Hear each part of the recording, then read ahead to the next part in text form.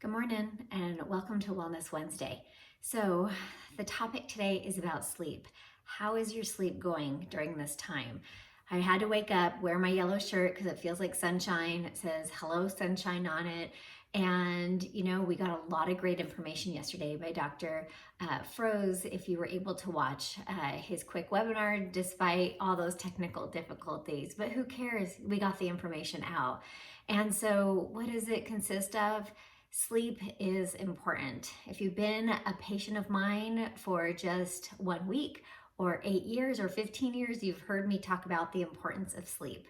And sleep is so important because it resets our body. It's where healing happens. It's where hormones are controlled and released. It's where we just get to be re-energized. So it does matter how much sleep we get. And if you're having trouble sleeping, we need to talk about it.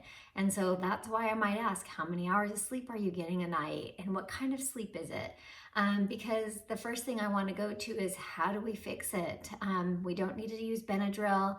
We don't need to use medications initially, and hopefully ever. There are things that we can do.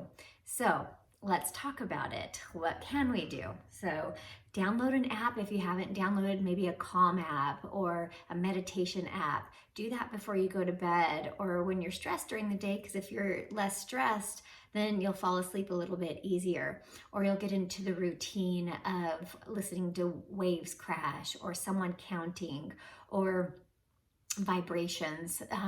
So that could be one thing. Two, don't go to bed watching TV. That light stimulus can make a huge difference to how you fall asleep. Don't have bright lights. Set the temperature correctly in the room too. So important. Doesn't need to be too hot. Doesn't need to be too cold. Make sure it's comfortable. Make sure it's a pretty space. I know I like my bedroom to feel pretty. I want to go in there. I want to relax inside of it. So you might have to, switch things up a little bit. Do that this week if you're noticing that it's not a place of comfort. And then, as Dr. Froze was saying, and what I've talked about with multiple psychologists who I send my patients to, is cognitive behavioral therapy. There is cognitive behavioral therapy specifically for insomnia, where you're retraining your brain. Your brain is what we call neuroplastic, meaning we can change it. Just because you're thinking in a specific way right now doesn't mean you have to think that way forever. We can retrain our brain. Our brains are incredible, and depending on the food we feed it, depending on the information we feed it, we can change the way that our brain functions. And so that's called CBTI, Cognitive Behavioral Therapy for Insomnia. And there's so much evidence-based research regarding just cognitive behavioral therapy in general. So, I mean, my weight loss patients, that we talk about this. We can change how we think, how our attitude is. It's incredible. And then, there are things that you can do to prepare for bed, like maybe a warm glass of milk. Some people still love to do that. Maybe it's a cup of chamomile tea.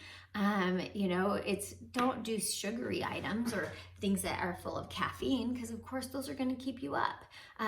Alcohol. Notice some of my patients don't do very well with alcohol within 2 to 3 hours of bedtime. And so you might cut that part out thinking you're relaxing, and then you might think, oh my gosh, I'm getting even more restful sleep.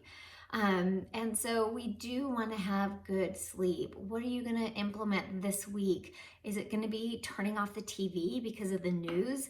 That might be just enough right now. And you'll notice that your stress levels is going down tremendously. So think about it. Listen to that webinar. We'll have more information, or seek a referral from me. We'll get you sleeping, because it's such an important part of our health, our immune system, not just weight loss. All right. Have a beautiful day. Bye.